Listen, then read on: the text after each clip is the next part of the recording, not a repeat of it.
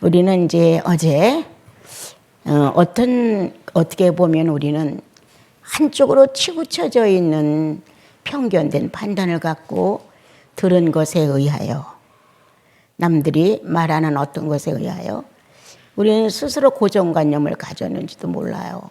그래가지고 율법은 정죄에만 쓰는 것 같은 이런 착각을 많이 했어요. 그래서 처음에 난 예수 믿고 율법이 뭔지 이런 거 전혀 몰랐는데, 사람들 사이에서 얘기하는 거 들으면 율법도 지켜야 돼 막 이러는 분들도 있고, 율법을 배제하면 버리장머리가 없어서 안 돼 막 이러는 사람도 있고, 이렇게 교회 가면은 어떤 사람 형제자매들이 그런 걸 이렇게 떠드는 소리를 은연중에 들은 적이 있어요. 그래서 뭘 율법이라고 하는 건지, 뭘 율법에 의해서 저런 말을 하는 건지 그걸 잘 몰랐어요.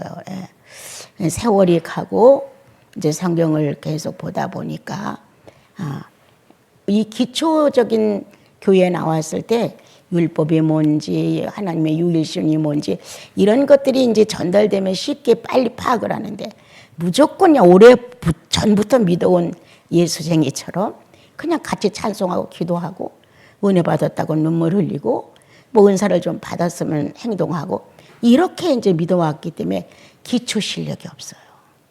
기초 실력이 없으니까 기초 지식 없어요. 그러다 보니까 엉뚱하게 우리가 예수님을 잘못 분석할 때가 허다해요. 그리고 육체에서 일어난 충동성에 의한 신앙이 되었어요. 뭔가 감격이 오고 뜨거워지고 열정이 불타고 꿈을 꾸고 환상을 보고 여러 가지 그 은사에 충동되어서 이제 그런 하나님을 섬기게 되었어요. 그러다가 이제 우리나라에 큰 변화가 온 것은 빌리그람 목사님 시대에 우리나라에 왔을 때 구원을 받았습니까? 이런 거 거의 없었거든요. 그래서 이제 그때부터 한국에는 구원이라고 하는 말이 많이 나오게 된 거예요. 뭐 그때는 사람들이 어마어마하게 많이 모였다 하죠. 근데 성경을 보게 되면 율법이 없었더라면 어떻게 됐었을까? 그냥 이사야서를 통해서 저는 이사야서 한 곳만 있어도 예수 잘 믿을 수 있어 이렇게 늘 말했거든요. 여긴 사복음이 다 들어있고 신약이 다 들어있더라. 그래서 이사야 한 곳만 있어도 충분히 예수 믿을 수 있어.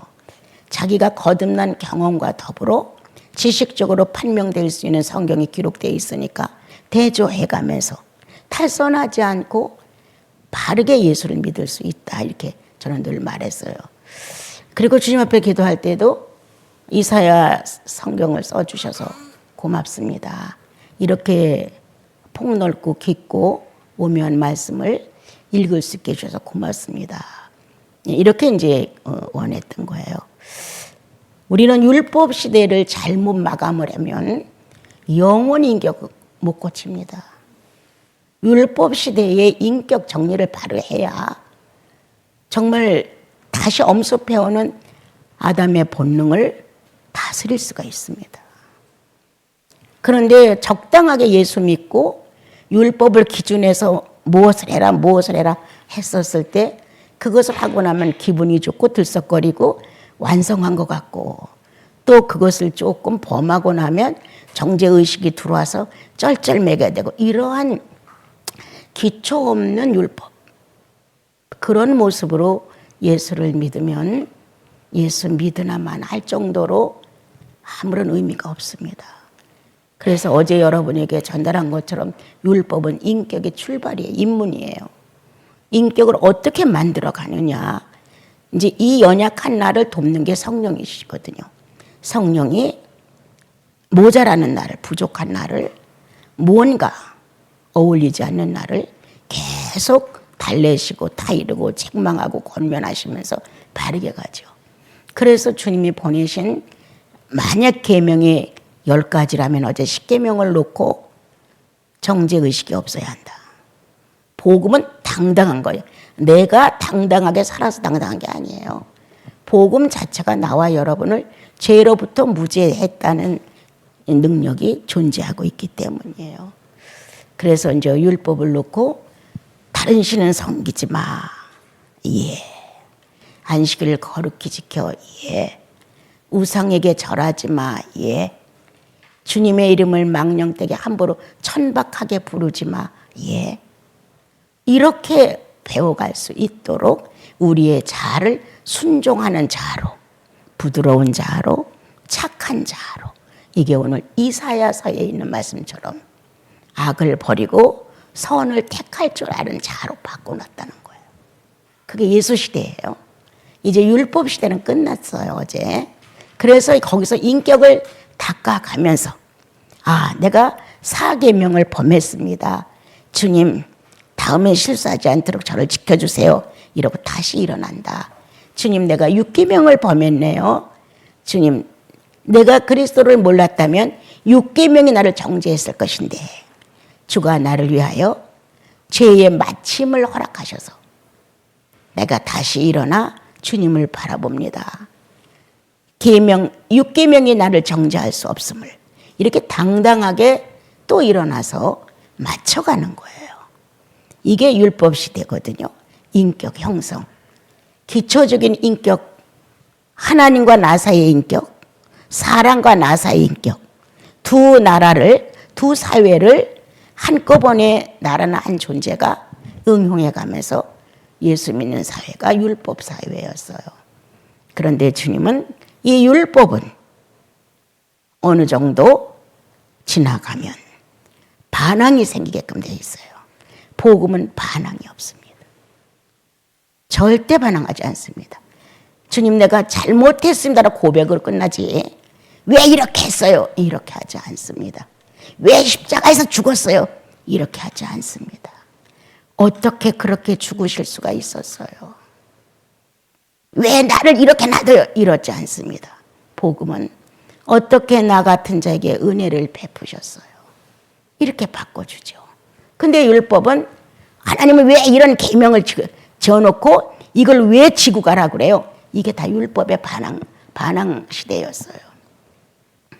그래서 실컷 예수 믿는다고 하나님 믿는다고 열심히 종교 생활하지만 자아 정복이 한 번도 제대로 된 게 없어. 율법은 있는 대로 정죄하죠. 네가 예수이냐? 해놓은 게 뭐야? 네가 믿음으로 거듭났어? 행위로 확증해. 이런단 말이에요, 성경은. 그런데 내 미약함을 인정할 때 주님, 내가 조금만 더 참았으면 됐는데요. 이렇게 내 미약함을 인정하고 좀 더 잘하려는 의지를 주님 앞에 보일 때 우리의 인격은 바뀌기 시작한다. 그래서 율법은 거룩해. 율법은 선해. 율법은 의로워라고 로마서에 바울을 통하여 우리에게 전달하셨죠. 혼자 조그만 방에서 로마서를 읽다가 율법은 거룩하고 선하고 의롭다는 말 소리 꽉 질렀어요, 제가요. 그렇지. 왜 이걸 정죄의 도구로만 썼을까? 궁상 떨며 주여 내가 또 지려졌나이다. 나를 용서했으면 이런 식으로만 우리는 율법을 사용했다는 거예요. 이 율법을 통해서 예수님이 오셨거든요. 그럼 율법은 예수 그리스도 오는 길을 비춰준 빛이에요. 그렇게 기록하셔서 여자의 후손으로 오시게 됐단 말이에요. 그래서 이제 어제는 율법, 우리의 인격을 그리스도와 함께 가는 선한 인격, 아름다운 인격, 거룩한 인격, 의로운 인격 이렇게 입문해서 한동안 율법에 근거한 나를 만들어가는 것이다. 수없이 또 실패하고 또 실패해도 우리에게는 회개라는 것이 있다. 예수인의 특권 회개입니다. 성령과 내가 회복될 수 있는 것도 회개입니다. 정직한 고백, 진실한 고백, 영혼 속에서 우러나오는 탄식, 인격을 놓고 하나님을 아버지라고 부르는 유전자의 동일성, 이런 게 바로 회복이라는 것이에요. 그래서 어제는 율법은 인격을 닦는 것인데 만들어 가시는 것, 맞추는 것, 하나님의 속성과 내 속성을 맞춰가는 거라고 가르쳐 드렸어요. 이게 실현이다. 가난하고 뭐 돈 벌고 못 벌고 건강하고 나쁘고 이게 실현이 아니라 이 하나님의 속성과 내 속성을 일치시키기 위하여 성령이 내 안에 오셨고 그리스도를 내가 접하게 됐는데 이게 안 맞는 게 시련이에요. 거짓말 턱턱 해가며 여전히 찬송하는 거 이거 사기꾼이에요. 그 거짓말을 놓고 율법이 정죄하는 걸 가슴에서 느껴봤어요? 그리스도를 못을 꽝꽝 박으면서 비양거리면서 네가 예수 믿고 거듭났는데 또 거짓말했잖아. 망치질을 있는 대로 하며 비양거리는 어둠의 세계를 봤어요? 안 봤단 말이에요. 또 저질러. 또 어찌하든 길을 내서 피해가. 궁지에서 벗어나려고 몸부림을 쳐. 저 사람이 나를 나쁘게 본다는 게 싫어. 그런데 한 번만 면하면 이제 다음부터는 안 그러겠지. 그래도 아니요. 다음에도 또 그렇게.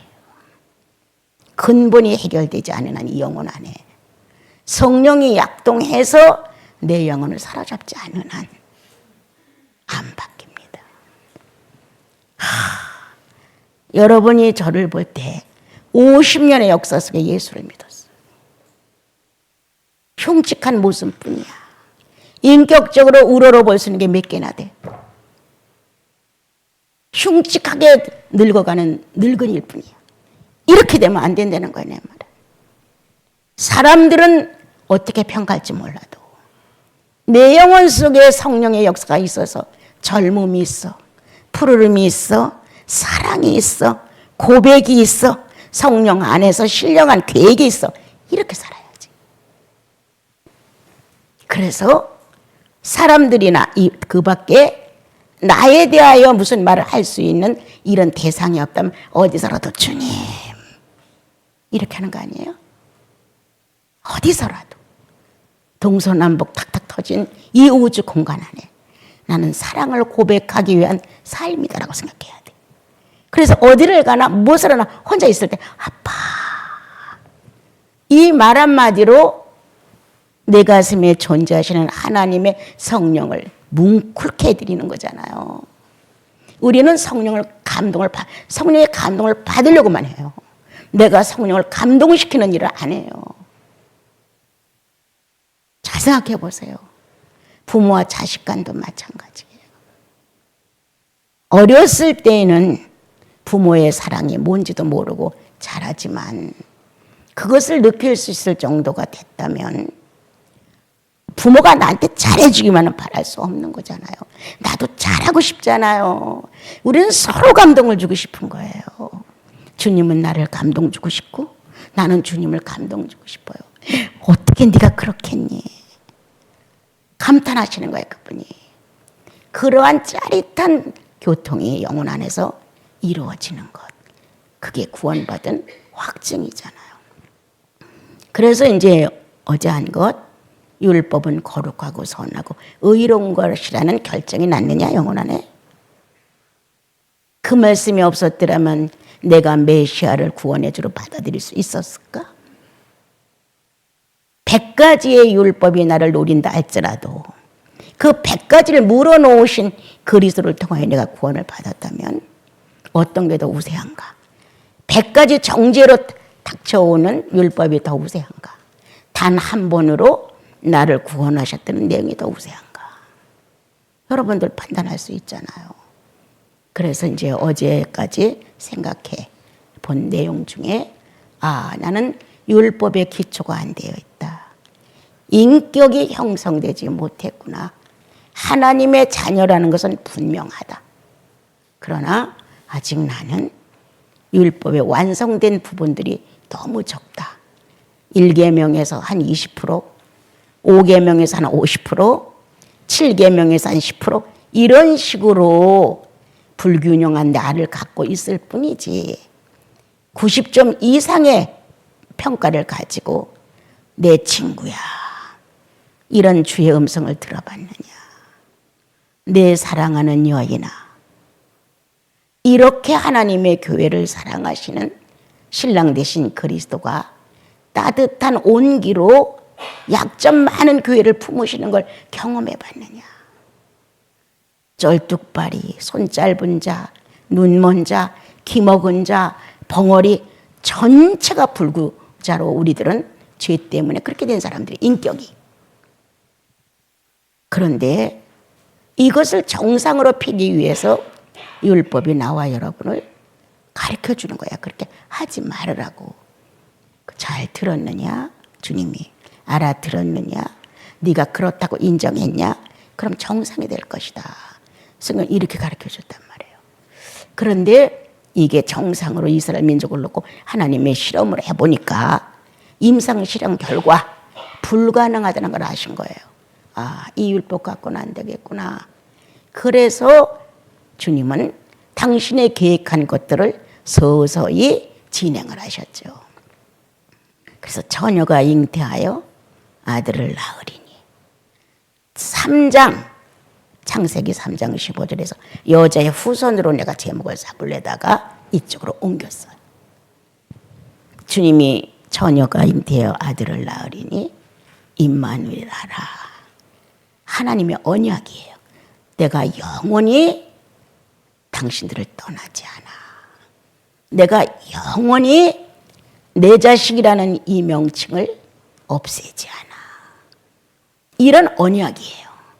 그래서 처녀가 잉태 아들을 낳으리니 이렇게 해서 그 이름을 임마누엘 하리라. 그러니까 임마누엘이라고 하는 실존이 등장된 거예요. 이게 예수 시대에 이제 예수 시대에 온 거죠. 그래서 처녀가 잉태하여 아들을 낳은 것과 여자의 후손이라는 것을 일치시켰는데 창세기에서보다 이사야가 월등히 더 정확하게 구체화시켜서 여자라 하지 않고 어느 부인이라 하지 않고 처녀라고 순결성을 탁 내세워서 정리를 하셨죠. 그래서 이제 그때부터 이제 우리 안에는 처녀를 통해서 우리가 탄생된 속성으로 일어나기 시작을 하는 거예요. 그런데 어떤 절차냐? 이제 율법 시대를 거쳐 10개의 계명에 소속된 많은 지체들의 움직임을 신앙 안에서 경험을 해요. 살아가면서 자그마한 일에 혈기, 분노, 질투, 경쟁, 시샘 많은 것들이 있잖아요. 그런 것을 경험하는 거예요. 자, 그러므로 나와 여러분, 지난 날에는 내 조건에 맞춰서 모든 걸 다 정리를 해서 질투가 되든 시기를 하든 경쟁을 하든 오기를 먹든 그랬는데 우리가 예수님을 만난 이유는 이게 허락이 안 되는 거예요. 그 본질이 유전자가 악을 버리고 선을 선택할 수 있는 핵이에요. 이게 하나님 자신의 실체예요. 이 본질로 우리 안에 들어오신 거잖아요. 예수교가 왜 이렇게 지독하게 지구의 군데군데를 장악하고 많은 사람들이 바꿔지는 이유가 뭐냐? 본질이 바뀌기 때문에 그래요. 예수 믿으면 본질이 바뀌어져요. 어떤 본질이? 악을 버리고 선을 선택할 줄 알게 된다. 그럴 때 버터와 치즈를 먹는다고 꿀을 먹는다고는 하는데 분별할 줄 안다. 다시 말합니다. 어제도 말했듯이 자유의지 사용법을 배운다는 뜻이. 예. 너희들은 그저 가리키는 대로만 쫓아와. 하나님의 속성이, 하나님의 본질이, 하나님의 언약이 악을 버리고 선을 택할 줄 알게 하셨다는 거예요. 이건 하나님의 본능이에요. 이렇게 우리가 창조를 받은 거야. 구원받았다면. 대단한 인물들이에요. 우리는 우리를 천박하게 내굴리거든요. 지조도 없고 순결도 모르는 아주 천박한 창기처럼 우리를 막 세상에다 내던져요. 그건 사단이가 원하는 것이고 주님은 우리를 아주 귀하다고 하셔요. 악을 버리고 선을 선택할 줄 아는, 악을 점령하고 선으로 세울 줄 아는. 다시 말합니다. 우리는 만약에 그게 나쁘다고 하면 본질적으로 악이 동원된 행동을 할 때가 많아요. 그런데 주님은 그것조차 불쌍히 여겼다는 거예요. 악을 불쌍히 여겼다는 거예요. 우리는 악을 복수하지요. 복수해요, 우리는. 그래서 나를 그만큼 악한 자로 만들어요. 그리고 성공했다고 생각해요. 내가 보복하고 내가 성공했어. 원수를 갚았어. 이렇게. 근데 동등한 죄인이 된 거예요. 이렇게 구세주가 우리를 가르치지 않았어요. 주님은 진노 중에도 긍휼을 잊지 아니하셔요. 우리의 잔인성은 어떤 문제를 만나면 그 잔인성을 다 표현하고 싶어요. 저 사람이 얼마나 나쁜 사람인 줄 알아? 이렇게. 자기에게 나쁜 어떤 점이 하나 있다고 한다면 그것뿐인데 내가 받은 영향은 저 사람이 얼마나 나쁜 줄 알아? 몽땅 통들어 나쁜 사람으로 처박아 놓는 거예요. 우리의 악성은 그렇다. 그 사람은 다른 데 가서 선한 천사와 같은 일도 할 수 있다. 그 사람은 내가 못하는 그것을 겉옷도 주고 속옷도 줄 수 있는 사람이다. 이렇게 보지 않는다는 거예요. 무조건 나에게 좀 못마땅하다고 해서 몽땅 나쁜 사람이, 저 사람 다 나쁜 사람이야. 이렇게 정죄로 꽁꽁 묶고 쇠사슬로 묶어서 자기 마음 안에서 상대는 완전히 장애인. 그런데 성경은 하나님의 본질은 선을 선택할 줄 아는 본질로 들어오셔서 눈을 뜨게 하시는 거예요. 분별력, 통찰력. 여러분 예수 믿으면 난 자연성이라고 생각하거든요. 통찰력, 분별력. 이 정도는 지혜의 신이요, 명철의 신이요, 지혜의 신이요, 묘략의 신이신 예수 그리스도의 영이 들어왔다는 거예요, 우리 안에. 욕심만 안 부리면 너무 잘 보여. 이 하얀 옷에 티끌 하나가 떨어지면 그냥 노출되잖아요. 그거보다 더해. 욕심에 가려워서 안 보여. 그런데 오늘 주님은 이 몇 명 되지 않은 이 산골짜기 여러분과 내가 그렇게 되지 말아다오. 이스라엘 민족 수천 명 중에 수만 명 중에 12 제자처럼 뭔가 시대를 바로 볼 수 있는 사람이 되어주기를 주님은 기다리시는 거예요. 성도가 천천만만이지만 하나님을 바로 볼 수 있는 바른 예수를 믿는 갈망은 작은 소수들이에요. 성경에서도 그렇듯이. 그래서 오늘 예수 시대의 주수. 그는 어떤 삶을 살았는가? 그동안 예수 믿어 오시면서 많이 읽었어요. 많이 들었어요. 근데 오늘 그분의 본질은 악을 버리고 선을 선택할 줄 아는 영이시라는 거예요. 인격이라는 거예요. 그 본질이 들어왔어요. 그러므로 우리가 인격을 향해 율법을 선히 다스릴 수 있다. 인격을 향해 율법은 우리를 의롭게 다스려 줄 수 있다. 이렇게 바꿔놓는 거예요. 야, 율법이 없었더라면 어떻게 될 뻔했어? 있으니까 내가 간음을 했는지 안 했는지를 알 수 있었잖아. 와, 그 율법이 나를 조명했어. 주님, 율법이 있었기에 내가 간음했는지 안 하는지를 구분할 수 있었습니다. 아멘이에요. 이렇게 선하게 쓸 수 있다는 거예요. 율법이 도둑질하지 마. 그랬기 때문에 한 홀이라도 걸쳐 있으면, 남에게 걸쳐 있으면 거북스러워. 살 수가 없는 거예요. 여러분, 내가 장애인이고 이것저것 하니까 나라에서 나를 공무원처럼 돈을 잘 주단 말이에요. 다달이.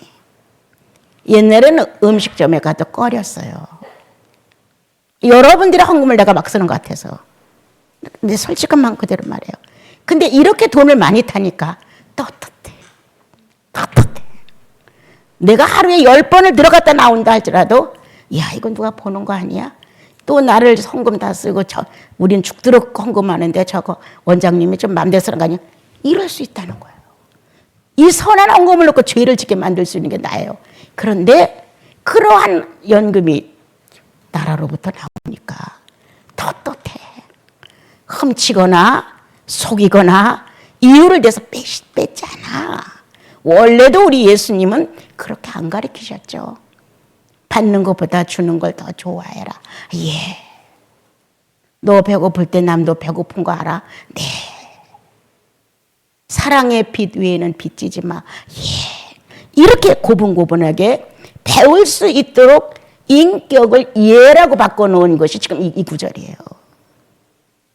그래서 나와 여러분은 여기에서 어긋나면 고통이 오고 뭔가 불안하고 찜찜하고 이걸 잊고 내 속에서 의식이 안 되게 하려고 다른 일도 하고 막 이렇게 하는 거예요.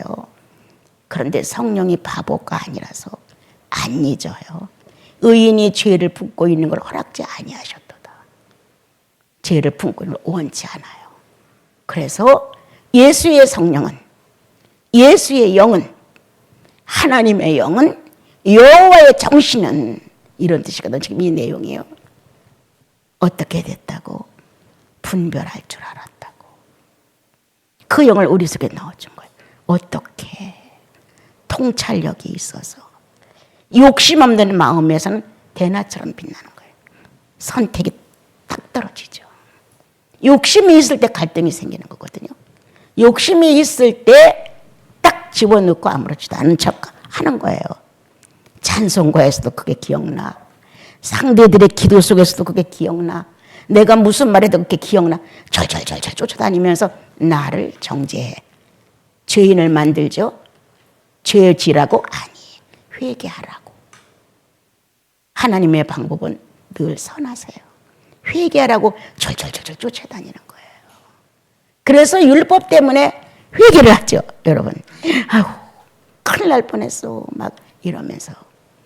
그러므로 예수 믿는 나와 여러분, 예수의 추수는 오늘 나와 여러분에게 무엇을 지금 의미해 주고 있는가? 다시 살아났다고 말합니다. 부활이죠. 이렇게 새로운 영으로 새로운 창조 속에서 선을 선택할 줄 아는 자유의지 사용법을 바로 쓸 수 있도록 역사하시는 게 예수 시대예요. 오늘 그 말씀을 할까 말까 아까 이제 이렇게 생각을 했어요. 예수 시대는 저항 시대다. 저항 시대. 하나님이신 예수 그리스도가 흙으로 만들어진 아담의 본질과 아담의 형상을 가지고 와서 죄 없는 실상을 완성시킬 수 있느냐? 아담의 본질로 돌아가 아담의 본성을 드러내면서 죄인을 만들어 갈 것이냐라고는 저항 시대예요. 아담은 실패했다. 다시 그리스도가 오셨다. 어떤 모습으로? 사람의 모습으로. 천사로 온 게 아니다. 영생을 막 발휘하면서 그걸 갖고 무기를 삼고 세상을 구원하려고 온 거 아니다. 철저한 사람의 연약성을 가지고 왔다. 때리면 아파. 못 자면 졸아. 안 먹으면 배고파. 조금도 다르지 않은 그러한 주님이 오신 시대. 저항 시대다. 하나님과 아담, 하나님과 예수. 이러한 저항 시대를 예수 그리스도는 견디셨다. 마지막 십자가 상에서 최후를 결정지을 때 내 뜻대로 하지 마십시오. 아버지 뜻대로. 이런 최후가 되기를 나는 원한다. 어떤 불행이 오더라도 아빠가 내 뜻대로 하지 마세요. 아버지 뜻대로. 어떤 내가 중생모락을 받는다고 해도 어떤 손해를 받는다 할지라도 현재보다 더 어려움이 온다 할지라도 내 뜻대로는 하지 마십시오. 아버지 뜻대로. 예수의 마지막 자유의지. 내 뜻대로 하지 마십시오. 아버지 뜻대로. 우리 나시린 수도원의 여러분들 어디 가서 어떻게 살아도 믿게 해 주십시오. 이 좋은 말씀을 들은 내 형제 자매들은 스스로 항거할 것이다. 이건 말씀에 맞지 않아. 이건 성령을 거스리는 거야. 이건 나시린 예수 일생이 없어. 그 정도로 분명히 할 것이다. 누가 이렇게 가끔 전화하면서 어쩌고 저쩌고 이런 얘기를 하면 나는 그래도 믿어. 당신이 어떻게 말했다고 해도 어떤 짓을 했다고 해도 나는 믿어. 왜?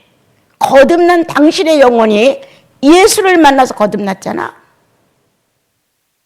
그런데 지금도 그 예수로 거듭났다는 보증을 해서 성령이 존재하지 않아? 그 성령이 당신의 죄를 그렇게 놔도? 자기 자식인데 나는 의에 완전하신 그리스도를 의존한다. 당신도 자기 가슴 속에서 죄인 것을 회개하고 하나님의 의가 나를 구원했다고 하는 사실을 인정하게 될 것이다. 이렇게 얘기해 주거든요. 당신이 뭐 고백해서 죄가 없어져? 절대 아니야. 당신이 헌금 내서 죄가 없어져? 절대 아니야. 당신이 기도만 하고 엉엉 울어서 죄가 없어서 절대 아니야. 예수님이란 분. 그분이 당신 속에서 조금이라도 움직여 주시면 소멸되는 것이야. 죄의 마침이 끝난 거야. 오늘 이게 세 단계가 내려가야 되는데 부활, 다시 사신 예수로 추수를 하신다. 다시 사신 예수로. 이제 자기를 사망에다 넘겨줬다. 저항 시대를 마감했다. 하나님의 뜻대로 되느냐 안 되느냐의 책임을 지고 마지막 십자가상에서 우리는 보통 상상도 할 수 없는 최후를 마치며 자유의지를 하나님께 선물한 이 예수 그리스도의 마지막 모습으로 우리는 새로운 삶의 부활이 왔다. 예수님의 추수.